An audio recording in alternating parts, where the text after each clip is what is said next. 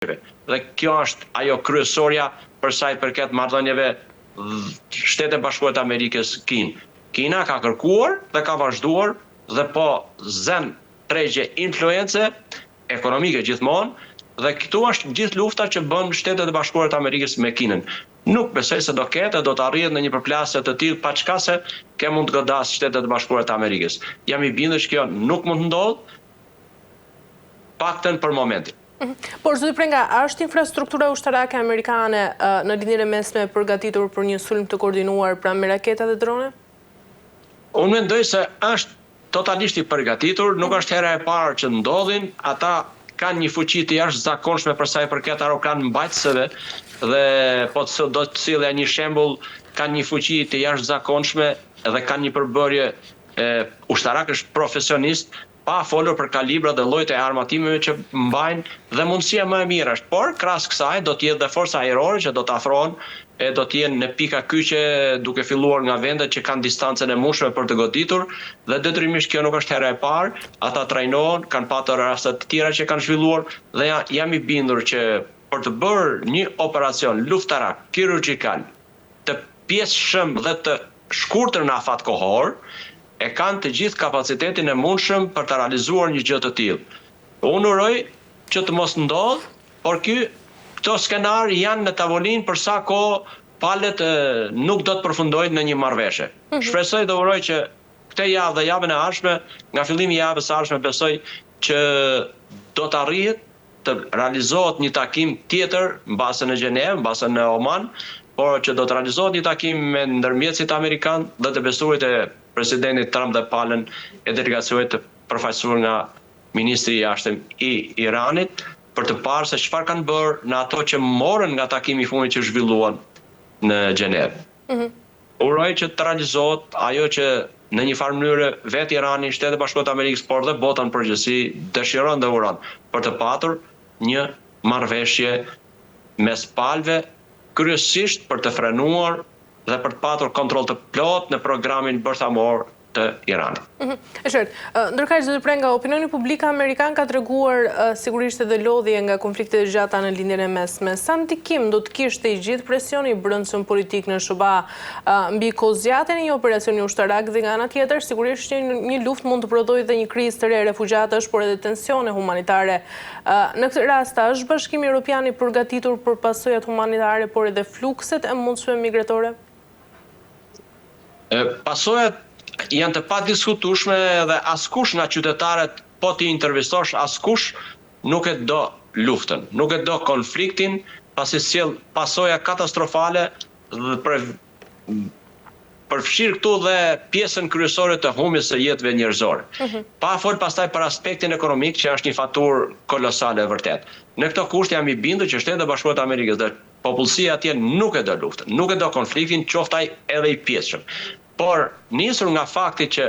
tashmë janë futur përfshirë në këto zhvillime, unë uroj e shpresoj që ata të japin një zgjidhje sa më të shpejtë jetë e mundur, pasi në zgjedhjet e pjesshme që do të zhvillohen në gjysmën e mandatit që po vjen gradualisht nëntori i vitit 2026, për presidentin Trump do të jetë një goditje e rëndë edhe për strukturën politike që ai përfaqëson. Kështu që unë mendoj që brenda verës maksimale qershor korrik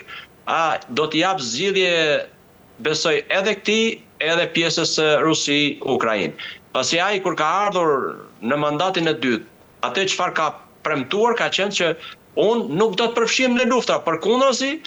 edhe ato lufta që kanë filluar brenda 24 orëve do të ulem, do të investohem 100% për të nënshkruar marrëveshje paqe. Kjo nuk u realizuar deri tani, pa i heq meritën për ato që kanë ndikuar dhe ka realizuar, por me Iranin një dhe me Rusi-Ukrainë do thosha deri tani nuk ka qenë i suksesshëm. Shpresoj e besoj që edhe ata, edhe administrata e presidentit Trump me ekspertët dhe specialistët që ka, jam i bindur që këte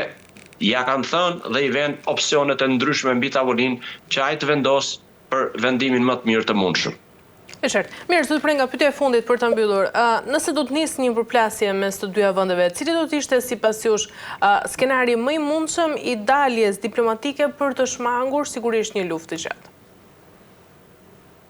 Unë mendoj, uroj e shpresoj dhe kam një bindje që nuk do të ketë, por nëse do të ketë në përmasa të vogla, flas gjithmonë për përfshirjen e trupave 1, për përfshirjen e kapaciteteve 2 dhe për kohëzgjatjen 3, por mbi të gjitha për goditjen kirurgjikale të objekteve dhe të personave që janë tashmë përzgjedhur dhe ndiqen në vazhdimsi 24 orë 7 ditë javës për ta ditur se cila është veprimtaria e tyre dhe ku janë në vendodhje. Në këto kushte jam i bindur që në bashkëpunim me Izraelin dhe shërbimet e tjera të fshehta që ekzistojnë në Iran,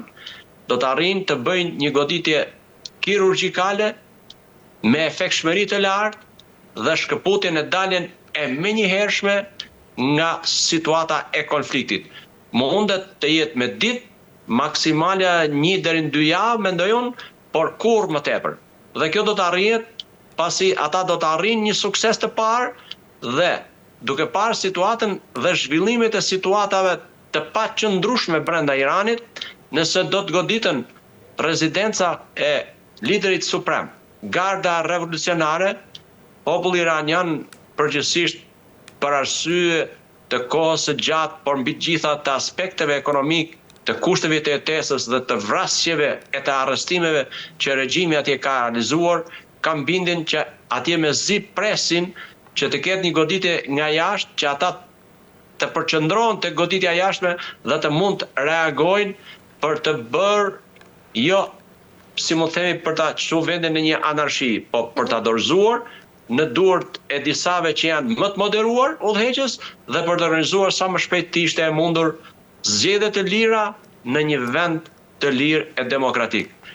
Ky mund të jetë me fjala shkretë lehtë për ta përshkruar dhe për ta thënë, por unë do të uroja dhe shpresoja që kjo të ishte